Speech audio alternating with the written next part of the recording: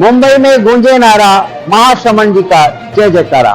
श्री महाश्रमण जी 52,000 kilometre की यात्रा करते हुए मुंबई में चातुर्मास हेतु पहुंचे हैं। गुरुदेव का आगमन मुंबई वासियों के लिए वाकई परम सौभाग्य की बात है।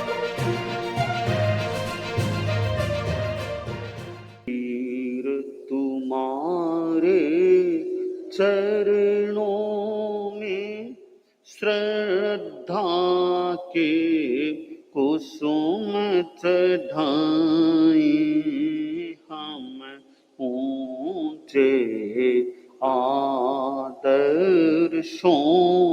को अपना जीवन की ज्योति जगाए, हम महावीर तुम्हारे चरणों में श्रद्धा के कुसुम चढ़ाए,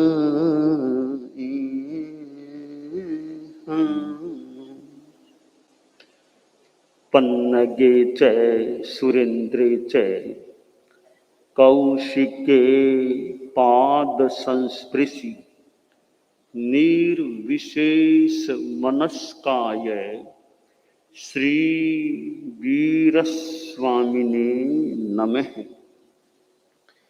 भगवती सूत्र में कहा गया है, कईणम भन्ते कम्म पगड़ियो पन्नत्ताओ गोयमा अट्ठ कम्म पगड़ियो पन्नत्ताओ तंजहा नाना वर्णिज्जम दंसना वर्णिज्जम वेदनिज्जम मोहनिज्जम आउगम नामम गोयम अंतरायम। प्रश्न किया गया, कर्म प्रकृतियां कितनी प्रज्ञप्त हैं? उत्तर में कहा गया, गौतम कर्म प्रकृतियां 8 प्रज्ञप्त हैं, जैसे ज्ञानावरणीय, दर्शनावरणीय, वेदनीय, मोहनीय, आयुष्य, नाम, गोत्र और अंतराय। यह वैसे कुछ प्रसिद्ध बात है कि जैन दर्शन में एक सिद्धांत कर्मवाद है और आगम साहित्य में और अन्य साहित्य में भी कर्मवाद के संदर्भ में अनेक जानकारियां दी गई हैं। भगवती सूत्र में भी कर्मवाद की बातें मिलती हैं। कर्मवाद में प्रश्न है कि कर्म क्या चीज है? कर्म अपने आप में पुद्गल होते हैं, सूक्ष्म पुद्गल होते हैं। हमारी चेतना यानी जीव कोई प्रवृत्ति करता है, कोई विचार होता है, भीतर में सूक्ष्म अध्यवसाय होते हैं, उनसे मानो वो सूक्ष्म पुद्गल चिपकते हैं, बंध जाते हैं, घुल मिल जाते हैं। वे सूक्ष्म पुद्गल जो यूं दिखाई भी नहीं देते हैं, पर कोई सृष्टि की व्यवस्था है, मानो ऑटोमेटिक रूप में वे पुद्गल अपना काम करते हैं। ऑटोमेटिक कैसे? जैसे हम भोजन करते हैं तो भोजन लिया तब तो हमने मान लो हाथ में ग्रास लिया, मुंह में रखा, चबाया, नीचे उतरा। अब बाद में उस भोजन की सारी जो आगे की प्रक्रिया है वो हम तो करते नहीं है हाथ से। उसका जो भी रस धातुएं बनती है, रस बनता है, खून बनता है, मल बनता है, मूत्र बनता है, हम तो कुछ करते नहीं, हमने तो खा लिया। उसके बाद सारा ऑटोमेटिक वो कार्य चलता है, स्वतः संचालित कार्य होता है। भोजन का जो फिर निष्पन्न रूप होना है वो हो जाता है, हमें ताकत भी मिल जाती है, मल की स्थिति भी बन जाती है, मूत्र की स्थिति बन जाती है, हमें महसूस जब होता है भी अब अपेक्षा हम मल विसर्जन कर देते हैं, मूत्र त्याग कर देते हैं। यह सारा जैसे ऑटोमेटिक एक कार्य होता है, इसमें हमारे द्वारा कोई हाथ से किया कुछ भी नहीं जाता है, हमने मात्र भोजन लिया, वो काम हमने मान लो कर लिया। इसी प्रकार ये कर्मों का बंधन तो मान लो हमने जीव ने कर लिया, परिणाम आए, विचार आए, प्रवृत्ति की, वो बंध गए। बंधने के बाद हमारा मानो कोई काम नहीं, अपने आप ऑटोमेटिक फिर सारा काम होता है। कब कर्म का उदय होना, कैसे होना, क्या फल देना, हमें उस पर कोई ध्यान देने की जरूरत नहीं। कर्म अपने आप वे पुद्गल अगला कार्य संपादित करते हैं कि कितने समय बाद इस जीव को फल देना है, अच्छे रूप में देना है, बुरे रूप में देना है, वो सारा जो करना है वो सारा कर्म अपने आप कर लेते हैं। हमें तो जब फल आएगा तो भोगना पड़ेगा, जीव को तो भोगना पड़ेगा। अब और सारा भुगतान की प्रक्रिया वो कर्म मानो अपने आप सारी संपन्न कर लेते हैं। तो ये ऑटोमेटिक काम होता है। अब जैसे घड़ी है, अब घड़ी है, अब मेरे पास पड़ी है, अब घड़ी चल रही है, मुझे कुछ करने की अभी जरूरत नहीं, जो करना था हो गया। अब अपने आप घड़ी चल रही है, जब समय देखना है देख लो, तो कुछ भी करने की जरूरत नहीं, अपने आप प्रक्रिया हो रही है। बस जो व्यवस्था करनी थी तब यंत्र में कर दी गई, अब वो काम हो रहा है। इसी प्रकार वो अपने आप भीतर में वो कर्मों का अपना काम होता है। जब समय आएगा, जैसे घड़ी है, अलार्म लगा दिया, 4 बजे का लगा दिया, हम तो मान लो सो गए, 4 बजे वो हमें सूचना मिलेगी, 4 बज गए, अलार्म लगाया हुआ है। इसी प्रकार वो कर्म बंधे हुए हैं, जब वो समय आएगा फल विपाक का, तब कर्म फल देना शुरू कर देगा। तो यह सारी एक कर्म की इतनी ऑटोमेटिक प्रोसेस प्रक्रिया चलती है, हम इसको शरीर में चलने वाली प्रक्रिया से तुलित कर सकते हैं, इसकी तुलना कर सकते हैं कि शरीर में भोजन हमने ले लिया, पानी आदि ले लिया, अब आगे की सारी प्रक्रिया स्वतः संचालित होती है। घड़ी में घड़ी के चलने की प्रक्रिया स्वतः संचालित हो रही है, शुरू में जो करना था वो हो गया। तो इसी प्रकार हमने तो कर्मों का बंध कर लिया, अब आगे क्या प्रक्रिया होनी है वो हमारे पर कुछ नहीं है, अपने आप सारी प्रक्रिया हो जाती है। जैसे आपके घर में मान लो शादी होना है, आपने कुछ व्यक्तियों को इवेंट मैनेजमेंट का जिम्मा दे दिया, अभी आपको यह काम संभालना है। अब भोजन बनाना, करना, परोसना आदि सारे काम वो इवेंट मैनेजमेंट वाले मान लो काम संभाल लेंगे। आप एक तरह से फ्री है, काम सौंप दिया, अब ये इवेंट मैनेजमेंट वाले लोग सारा काम जो करना कर लेते हैं। इसी प्रकार हमने कर्मों का बंध कर लिया, अब हम तो फ्री हैं, अब वो इवेंट मैनेजमेंट करना, जो भी करना, कर्म अपने आप सारा काम कर लेंगे, हमें फल तक वो अंत में दे देंगे। तो यह कर्मवाद का जो क्रम है, और कर्मवाद में जैन दर्शन में ऐसा नहीं माना गया है कि कोई दूसरी ईश्वर कोई शक्ति वो फल देती है, ऐसा नहीं माना गया।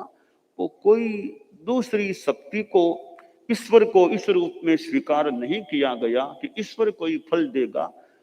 ठीक है, बात के अनेक कोण हो सकते हैं, परंतु जैन दर्शन में ऐसे कर्म के द्वारा फल मिलता है, आत्मा स्वयं करता है और स्वयं कर्मों के फल की भोगता है, और आत्मा कर्मों को तोड़ भी सकती है। अप्पा कत्ता विकत्ता ये दुहान ये सुहान ये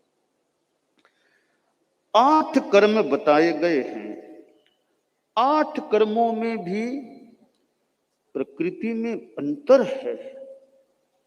हम 8 कर्म तो हमारे लिए प्रसिद्ध हैं, ज्ञानावरणीय, दर्शनावरणीय आदि 8 हैं जो यहां भी दिए गए हैं। ये 8 कर्मों में उनकी प्रकृति में अंतर है। अंतर क्या है कि 4 घाती कर्म, 4 अघाती कर्म, ज्ञानावरणीय, दर्शनावरणीय, मोहनीय, अंतराय, ये 4 घाती कर्म हैं। ये एक प्रकार के हैं। वेदनीय, आयुष्य, नाम, गोत्र एक अलग किस्म के कर्म होते हैं। जो अघाती कर्म हैं वो हमारी आत्मा के गुणों का वैसे कोई विशेष कुछ भी नुकसान नहीं करते, वो घात नहीं करते आत्म गुणों की।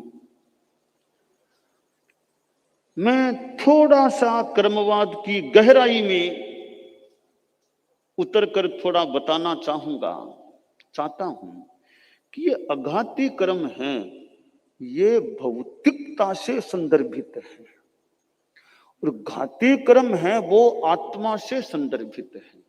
अब अघाती कर्म वेदनीय है, मान लो वेदनीय हमारा क्या करेगा, भौतिक फल देगा हमको, अच्छे रूप में या बुरे रूप में। कैसे? अच्छे रूप में आएगा तो खूब शरीर में साता, अनुकूलता, मनोज्ञ, शब्द, रूप आदि वो मिल जाएंगे। प्रतिकूल रूप में फल देगा, बीमारी हो जाए, कष्ट हो जाए, तकलीफ, उस रूप में देगा। पर भले साता मिले, भले बीमारी मिले, दोनों भौतिक हैं, आत्मा से कोई उनका सीधा संबंध नहीं है। तकलीफ होगी तो शरीर को होगी, साता मिलेगी तो बाह्य मिल जाएगी, आत्मा से कोई खास लेना देना है नहीं वेदनीय कर्म का। शरीर को वेदना होती है, शरीर को साता मिलती है, आत्मा को तो कोई इससे इतना मतलब नहीं है। इसलिए वेदनीय कर्म भौतिकता से संबंधित है। अब नाम कर्म है, नाम कर्म की बहुत प्रकृतियां हैं। अब शरीर कैसा मिला है, मान लो भौतिक है, बढ़िया मिलाक, गोरा मिलाक, काला मिलाक, कैसा मिलाक, एकदम प्रमाणोपेत मिलाक, टेढ़ा मेढ़ा मिला, जो भी मिला, आखिर यह तो भौतिक है, आत्मा के साथ इसका कोई खास संबंध नहीं है। शरीर टेढ़ा मिला तो आत्मा को क्या नुकसान है, शरीर बढ़िया मिल गया, गोरा और अच्छा, देखने में सुंदर, तो आत्मा को क्या लाभ है। तो नाम कर्म भौतिक हो गया। अब नाम कर्म है, किसी का खूब यश है, ख्याति हो रही है, खूब प्रभाव है, लोग उसकी बात को बड़े आदर से स्वीकार करते हैं, ये शुभ नाम कर्म का क्रम है, रूप है।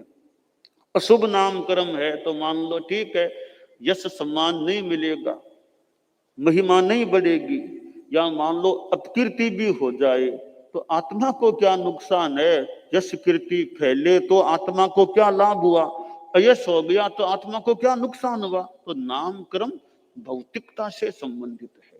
अब आयुष्य कर्म है तो वह भी आदमी देवगति में गया कि मनुष्य गति में गया, किस में गया, तो यह सीधा आत्मा से आयुष्य कितना होगा, कितने 100 वर्ष का हो गया तो आत्मा को क्या मतलब, 80 का हुआ तो आत्मा को क्या मतलब। 80 वर्ष में भी आदमी बढ़िया काम कर सकता है, 100 में भी बढ़िया काम न करे। तो 80 वर्ष का वाक, 100 का वाक, 125 का वाक, 60 का हुआ, आत्मा का इसमें क्या नुकसान है, क्या लाभ। वो भी एक तरह से बाह्य चीज है, कितना कालमान जीव को किस गति में मिला। अब गोत्र कर्म है, जाति, कुल आदि, ठीक है, कैसा मिला, ऊंचा मिला, घटिया मिला, कैसा, आत्मा को क्या नुकसान और क्या लाभ है, सब बाह्य चीजें हैं।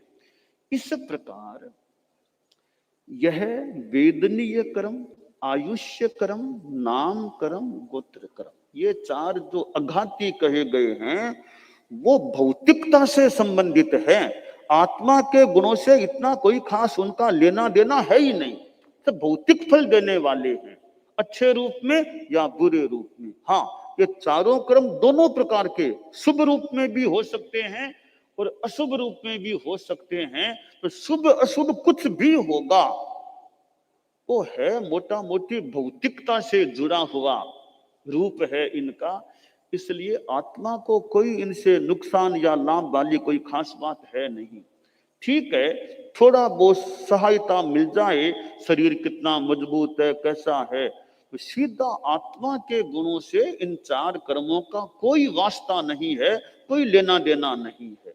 ये बाह्य फल देने वाले कर्म होते हैं। ये पुण्य रूप में, हालांकि बांधे तो जीव नहीं है, पुण्य रूप में भी फल देते हैं और पाप रूप में, अशुभ रूप में भी फल देते हैं। चार घाती कर्म हैं, उनका आत्मा के साथ रिश्ता थोड़ा गहरा है, ज्यादा है। कैसे कि आत्मा का एक गुण है ज्ञान रूप। अब ज्ञानावरणीय कर्म है, वो हमारे ज्ञान जो आत्मा का गुण है उसको आवृत कर देता है। दर्शनावरणीय कर्म सामान्य अवबोध के गुण को आवृत कर देता है। अंतराय कर्म है, शक्ति को बाधित कर देता है। मोहनीय कर्म है, वो चेतना को विकृत बनाता है। ये चार घाती कर्म हैं, इनका आत्मा के साथ रिश्ता है, परंतु प्रतीत होता है इन चारों में भी ज्यादा कोई आत्मा से जुड़ा हुआ है वो मोहनीय कर्म है। ज्यादा जिम्मेवार आत्मा का नुकसान करने में मोहनीय कर्म है। एक सिद्धांत है कि जीव को जितना भी पाप कर्म लगता है उसका एकमात्र जिम्मेवार मोहनीय कर्म होता है। ये घाती कर्म है, वो ध्यान देने की बात है, क्योंकि थोड़ी मैं गहरी चर्चा में जा रहा हूं। ज्ञानावरणीय कर्म, दर्शनावरणीय कर्म, अंतराय कर्म घन घाती कर्म कहलाते हैं, अशुभ कर्म है, पाप कर्म है। परंतु ये तीनों कर्म आत्मा के कर्म, पाप कर्म लगाने वाले नहीं होते हैं, इनका कोई रोल नहीं है। ज्ञानावरणीय कर्म, दर्शनावरणीय कर्म, अंतराय कर्म घन घाती होने के बावजूद भी आत्मा के पाप लगाने का काम ये बिल्कुल नहीं करते। हाँ, ये स्वयं अपना फल देते हैं, अशुभ रूप में फल देते हैं, तो आत्मा के पाप लगाना ये बिल्कुल भी इस कार्य को नहीं करते हैं। बस एकमात्र मोहनीय कर्म है जो आत्मा के पाप लगाने वाला होता है। तो चार अघाती कर्म हैं, वे तो अलग हो ही गए, वो तो उनका कोई रोल खास है ही नहीं आत्मा के संदर्भ में, वे तो भौतिकता वाले हैं। अब जो चार आत्मा से जुड़े हुए कर्म, घन घाती कर्म हैं, उनमें भी दो प्रकार हो जाते हैं। एक आत्मा के पाप लगाने वाला कर्म और शेष तीन आत्मा के पाप न लगाने वाले कर्म। तो आत्मा के पाप लगाने वाला कर्म एकमात्र मोहनीय है और शेष तीनों ज्ञानावरणीय, दर्शनावरणीय, अंतराय ये आत्मा के पाप कर्म का बंद नहीं कराते, बंद जाते हैं तो फल देने वाले बन जाते हैं। तो ये 8 कर्म हैं। इनसे हमारा पूरा जीवन का ढांचा, पूरा व्यक्तित्व, पूरा कर्तृत्व इन कर्मों के उदय और विलय से जुड़ा हुआ है। हम क्या हैं, जो कुछ हैं, इन कर्मों के इर्द गिर्द कर्मों से ही जुड़े हुए हैं। कर्मों का उदय है तो उस रूप में है, कर्मों का विलय है तो उस रूप में है। 8 कर्म हैं। इनमें अब जो विलय की बात है, विलय में उपशम भी है, क्षयोपशम की बात भी है, क्षय की बात है। तो ये विलय वाली बात भी ज्यादा 4 घाती कर्मों से संदृप्त है कि उपशम केवल मोहनीय कर्म का ही होता है और किसी भी कर्म का उपशम नहीं होता। क्षयोपशम केवल 4 घाती कर्मों का ही होता है, अघाती कर्मों का कोई क्षयोपशम नहीं हो सकता। अब मैं एक और थोड़ी गहरी चर्चा, थोड़ी बात बताना चाहता हूं कि देखिए, हमारे संत साधुयां भी बैठे हैं, समणियां भी है, ये 8 कर्म हैं, घाती कर्म और अघाती कर्म। कि घाती कर्म हैं, उनका अच्छे रूप में क्या फल मिलता है, कि घाती कर्म है वे सारे आत्मा से संबंधित हैं। दो बातों को हम स्पष्ट समझने का प्रयास करें। घाती कर्मों का संबंध आत्मा के साथ गहरा है, अघाती कर्मों का भौतिकता के साथ संबंध है। चार घाती कर्मों का आध्यात्मिक संदर्भ है, चार अघाती कर्मों का भौतिक संदर्भ है। अब दोनों प्रकार के कर्म फल देते हैं। दोनों में शुभ अशुभ एक वो टेक्निकल बात नहीं है। दोनों प्रकार के कर्मों से शुभ अशुभ फल उदय विलय से मिलता है। वो कैसे मिलता है, वो खास बात यह है कि अघाती कर्म से तो पाप के रूप में उदय होगा तो हमें अशुभ फल मिलेगा, और पुण्य के रूप में होगा तो हमें अनुकूल रूप में शुभ रूप में फल मिलेगा। ये अघाती कर्म की बात एक बार यहाँ संपन्न करते हैं। अब हम घाती कर्म पर आते हैं। तो घाती कर्म है तो उसमें जब उदय होगा तो हमें खराब रूप में फल मिलेगा। जो जो उनका क्षयोपशम उपशम वो होगा, आगे क्षय होगा तो हमें अच्छा मिलेगा। तो घाती कर्मों का अच्छा फल मिलेगा वो आध्यात्मिकता के विकास के संदर्भ में मिलेगा। घाती कर्मों का खराब फल मिलेगा वो आध्यात्मिकता के मानो ह्रास के संदर्भ में मिलेगा। तो यह चार घाती कर्मों का फल सारा भी है वो आध्यात्मिकता के क्षेत्र में है, चार अघाती कर्मों का फल सारा भौतिकता के संदर्भ में है। यह मैंने थोड़ी खास कर्मवाद की गहरी चर्चा करने का आपके बीच में प्रयास किया है। दानान सेठम अभयपयानम सच्चे सुया अणवज्जं वयंती तवे सुया उत्तम बंभचेरम लोगुत्तमे समणेणाय पुत्ते।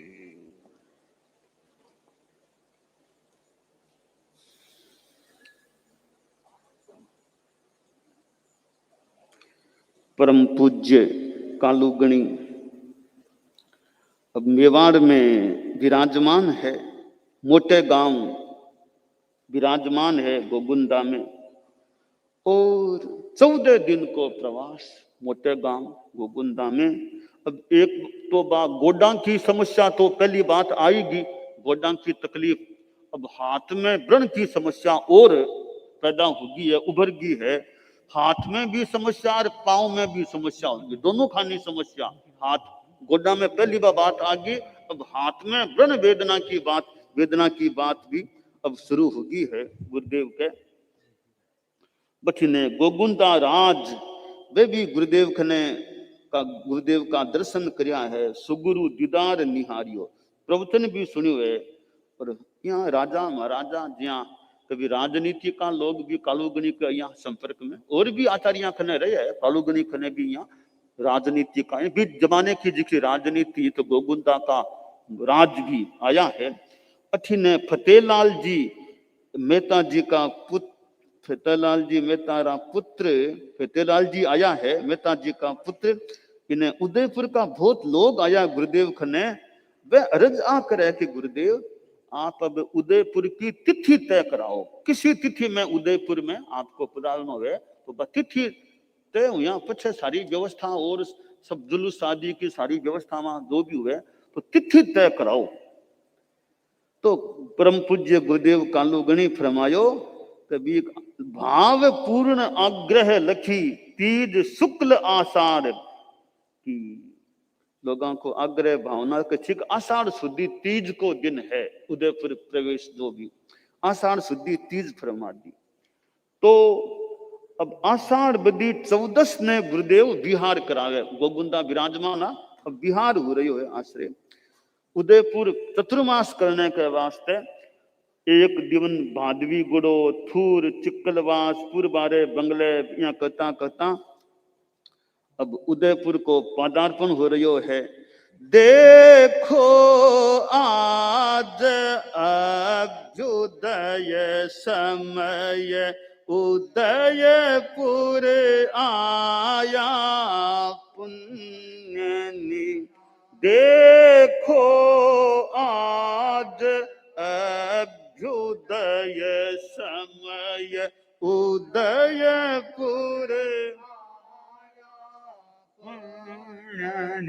आया पुण्य निधान कालो जिन शासन की शान। देखो आज अभ्युदय समय उदयपुर आया पुण्य निधान। शुक्ला साढ़ तीज दिन उदयो उदयाचल शुभ भान। शुक्ला साढ़ तीज दिन उदयो उदयाचल शुभ भान। तेरस तीज अचूक मुहूर्त जाने जनमति मान।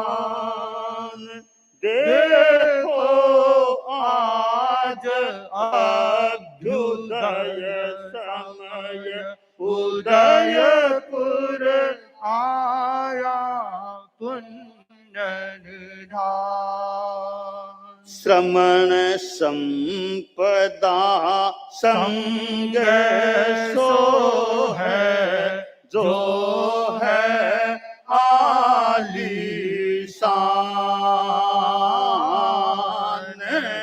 श्रमण संपदा संग सो है जो है आलीशान। परिषद सद्गुरु अनुपद चाले। परिषद सद्गुरु अनुपद चाले। मुख मुख मंगल गान।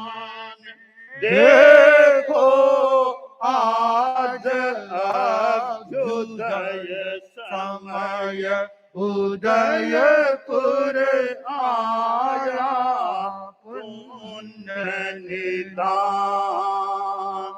घना दिनारो भूखो मानव पुरसोड़ा पकवान।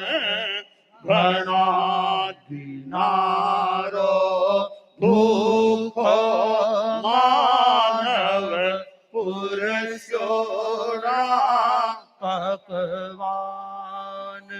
नयन निहार इष्ट वियोगी। नयन निहार इष्ट वियोगी। मन इच्छित मेहमान। देखो आज अभ्युदय समय उदयपुर आया पुण्य निधान। महता फतेह लाल जी बारी बारी विकसित वान। महता फतेह लाल जी बारी बारी विकसित वान। सपरिवार गणधार पधारे।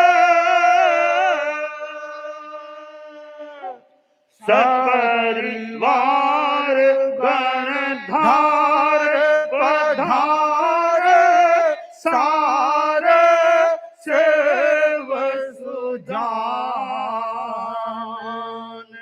देखो आज अभ्युदय समय उदयपुर आया पुण्य निधान, आया पुण्य निधान कालू जिन शासन की शान।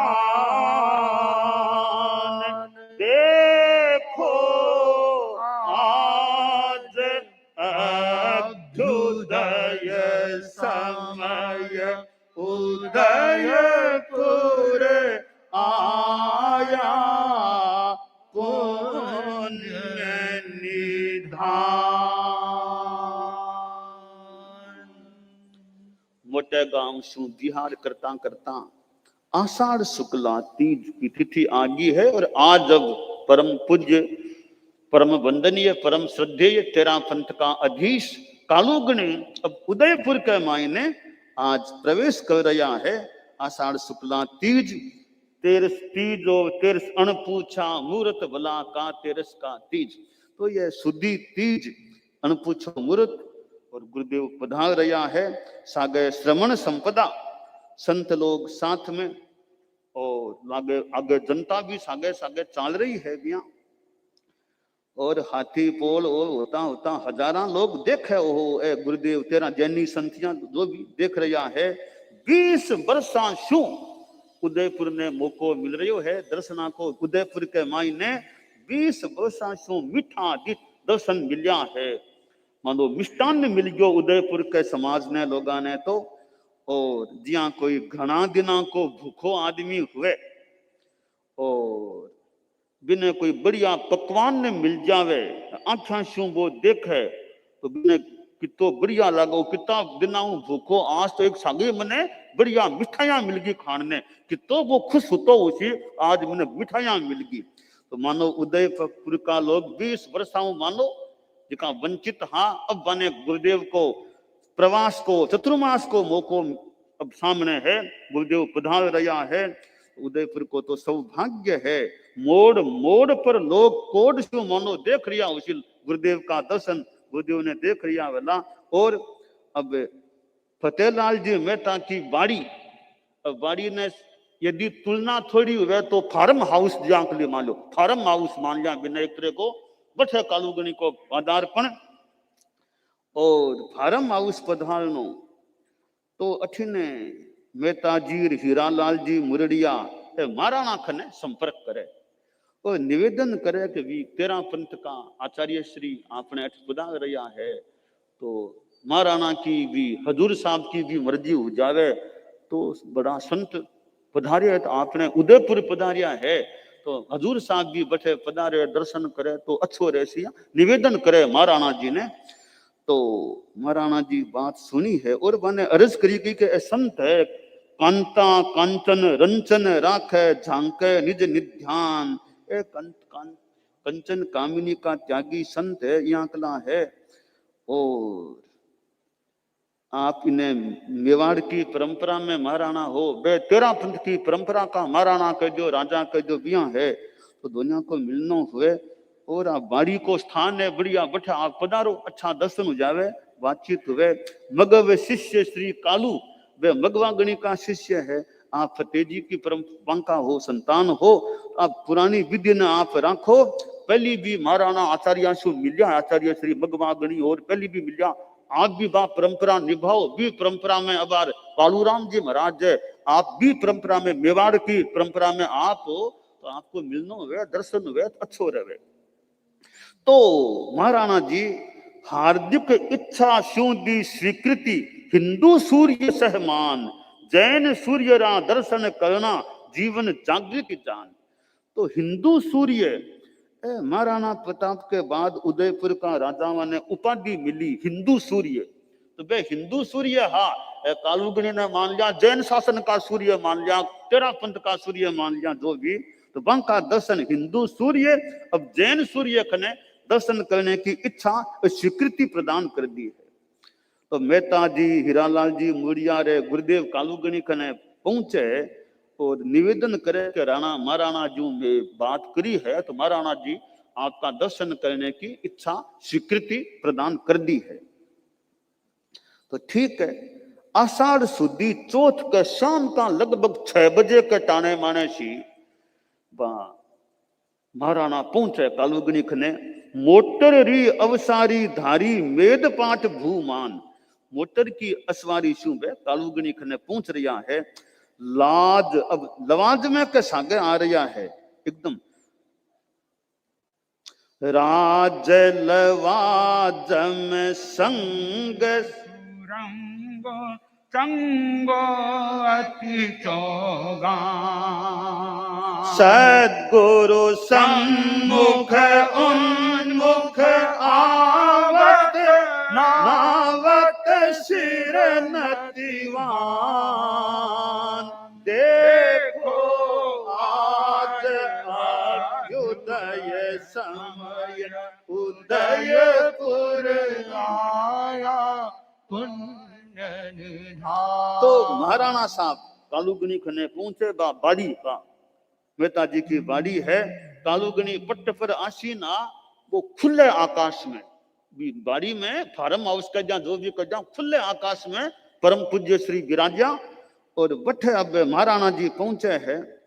और महाराणा जी वंदन करे कालुगनी ने नमस्कार वंदन करे है। बहुत प्रसन्न मन है और मानो भूपति बहुत यहाँ मानो निरहंकार के रूप में यहाँ उपस्थित हो जावे है। एक और आशित ओहो मेद पाट महिपाल। एक और भाषित महो भई सब गण भूपा। निज लवाज में राज तो मेद पाट महिपाल। व्रति व्रात विभ्राज तो भैक्षव गण भूपाल। तो एक तरफ महाराणा मेवाड़ का बैठा है और वह मेवाड़ का महाराणा हा अठिन आपने भिक्षुव गण का भूपाल कालुगनी विराजमान। दो इन्हें तो धार्मिक जगत का तेरा पंथ का मानो महाराणा का जो वह विराजमान है, बिना मेवाड़ का महाराणा विराजमान बैठा है। महाराणा के सागर लवाजमो हो वहां का तो भौतिकता भी कालुगनी खने आध्यात्मिक संतान को लवाजमो मान लिया। वो लवाजमो कालुगनी के साथ हो तो भिक्षुव गण का भूपाल इन्हें मेवाड़ का भूपाल। अब उपस्थित कालुगनी खने बे उपस्थित हुआ है महाराणा जी और बे मेवाड़ की महाराणा प्रताप के मान लो परंपरा के मायने बे महाराणा भूपाल बे अच्छे भिक्षु स्वामी की परंपरा में कालुगनी तो अच्छे महाराणा मेवाड़ की परंपरा का राजा अच्छे भिक्षु गण की भिक्षु स्वामी की परंपरा बांका वंशज कालुगनी। परंतु राणा भूपाल तो मेदपाठ महिमाल वहां को नाम भूपाल सिंह जी जी का राणा हा बेटे भूपाल सिंह जी नाम रखा है। तो बे भूपाल सिंह जी महाराणा हा बे मेदपाठ का राजा हा मालिक का जो राजा सम्राट हा। पर अठिने मूल चंद कुल चंद लो अखिल विश्व प्रतिपाल। तो बे तो मेवाड़ का महिपाल हा कालुगनी तो मानो अखिल विश्व का प्रतिपाल हा। वे तो 6 काय के जीवा का प्रतिपाल का। तो दोनों विराजमान है। इन्हें अध्यात्म इन्हें मान लिया संसार भौतिकता। संयोजित पानी युगल एक मना अखिलेश जानक मानव लोक में राणो है अनिमेश। अब महाराणा जी हाथ जोड़ के जिया में वर्णन है हाथ जोड़ के बैठा है। ओ एक मना मानो खन एकदम एक मना बैठा है मानो अनिमेश कालुगनी खने बे महाराणा बैठा है। अवलो की अवसर उचित जीवन युत जी मूत सगन शाम गगनांगणे सज्ज खड़ियो साकूत। तो अठिने काई मौको देखो है कि मेघराज भी आकाश में उपस्थित हो जावे। इन्हें महाराणा महाराजा तेरा फंतकार इन्हें मेघराज वो भी आकाश में उपस्थित हो जावे है। अब आकाश में इतना बादल है कभी बीच में वर्षा होगी तो सारो एक बातचीत को सारो एक क्रम मेघराज भी मानो आकाश में आश्रय तैयार है। अब वो मानो मेघराज है अब किया निर्बाध रूप में वार्तालाप हुए, आदि बात को वर्णन यथासंभव आगे आ सकते।